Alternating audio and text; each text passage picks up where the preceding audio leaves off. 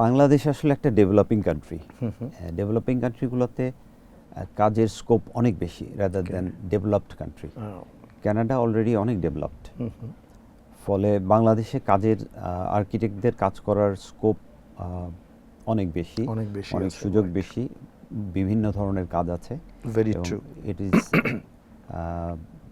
Gradually develop করছে। এবং আমাদের দেশে আপনি লক্ষ্য করলে দেখতে পারবেন যে আমাদের আর্কিটেক্টরা আস্তে আস্তে অনেক ভালো ভালো কাজ করছে, অনেক বিউটিফুল কাজ হচ্ছে এখন, খুবই কোনো ভালো কাজ সন্দেহ হচ্ছে নেই। বাংলাদেশে।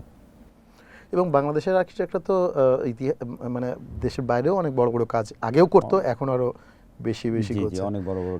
রিসেন্ট আপনি কুয়ালালামপুরে একটা অ্যাওয়ার্ড, গাবা অ্যাওয়ার্ড, আর্কিটেকচারাল অ্যাওয়ার্ড জিতে এসেছেন। তো এটা আমাদের জন্য অনেক গর্বের একটা ব্যাপার বাংলাদেশে একজন আর্কিটেক্ট হিসেবে। এটা ঠিক স্পেসিফিক কোন প্রজেক্টের উপরে বা কিসের উপরে অ্যাওয়ার্ডটা ছিল?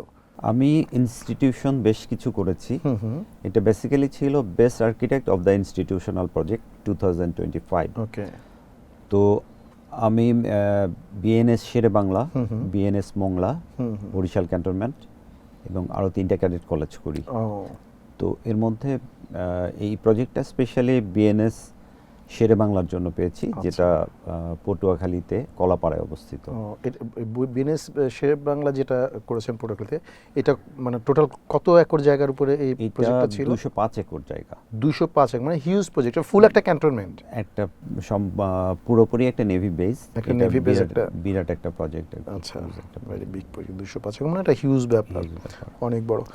এখানে ছিল 67টা বিল্ডিং, আচ্ছা, রাস্তাঘাট, ইলেকট্রিসিটি, পয়ঃনিষ্কাশন সিস্টেম, মানে সবকিছু মিলায় মানে একটা ফুল সিটি, তো একটা কাইন্ড অফ ক্যান্টনমেন্টই তো এটা, রাইট। যেহেতু আর্মিদের নেভি।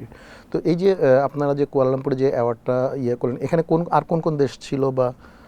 এখানে বেসিক্যালি এশিয়ার দেশগুলো বেশি ছিল। এশিয়ার দেশগুলো ইন্ডিয়ার বেশি অনেক ছিল। আর্কিটেক্ট ছিল, মালয়েশিয়ার ছিল, থাইল্যান্ডের দেখেছি আমি, এবং আশেপাশের দেশগুলো থেকেই বেশি আসছে। ইউরোপিয়ান কান্ট্রি থেকে আমি কাউকে দেখিনি।